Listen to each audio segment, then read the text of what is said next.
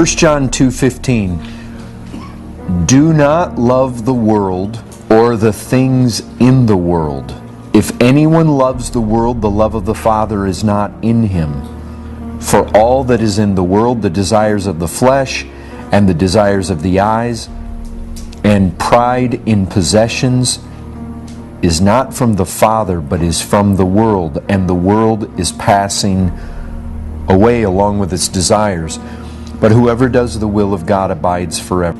Think about that. Paul says, be not conformed to this world. One of the things that wages war against the soul is this world that is constantly pressing on you to conform to it. It's constantly applying pressure to shape you into its form.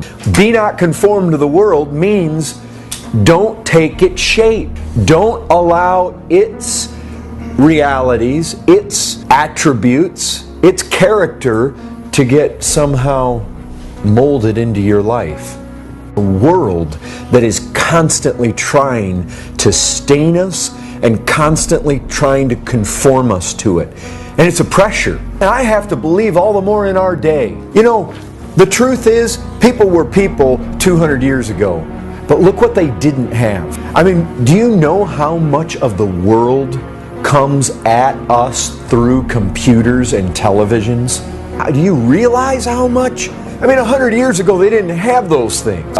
I mean, right now, do you know how many people are camped in front of a television across our city right now? If you were to guess percentage-wise, 80% probably. In front of a television right now. I mean, you want the perfect indicator of where the world's at? Look at the world's advertising.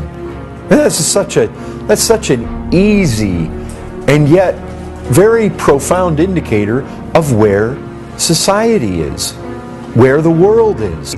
Basically, advertising, it shows you the very heart of what this world's all about. I mean, it shows you what it thinks about sex, it shows you what it thinks about alcohol, it shows you what it thinks about money, about making the other guy look stupid, about self-exaltation, how you ought to dress, what sports stars you ought to worship.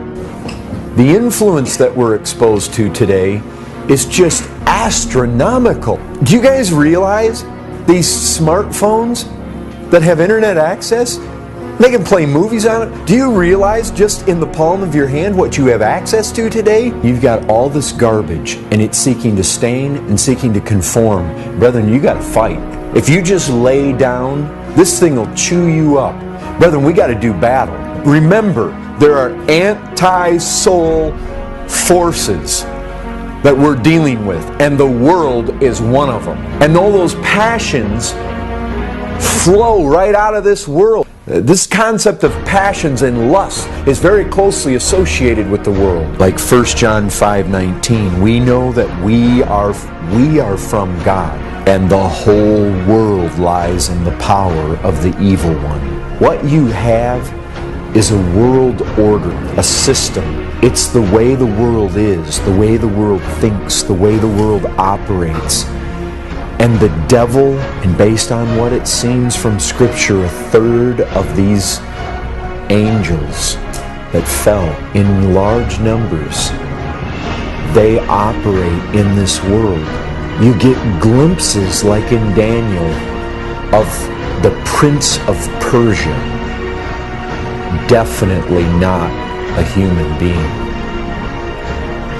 This Prince of Persia did battle with an angel that was coming to Daniel, resisted him. Michael the archangel had to be dispatched to get him through. We're looking at cosmic forces, just like it talks about these authorities, these powers in heavenly place. They control nations and governments, and there seems to be a hierarchy and a working, and they basically control this world to destroy. That's what he comes for, to destroy, to deceive, to kill, He is cruel in his ways. He comes to do battle against the church. You guys need to get this. There is such a being who it seems at one time was some kind of crowning cherub.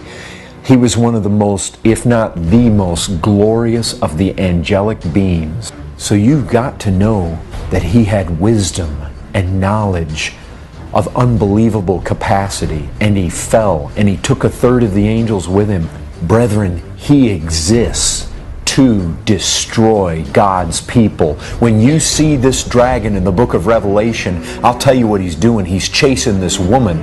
This woman, it basically is a picture of the true people of God. It's a picture of true Israel. It's a picture of the one from whom the Christ came, and he is chasing them. He's dogging them, their steps. He does battle with them.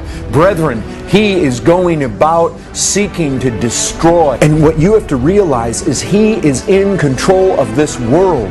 The prince of the power of the air, he rules here. I recognize God is sovereign. It's partial dominion at best.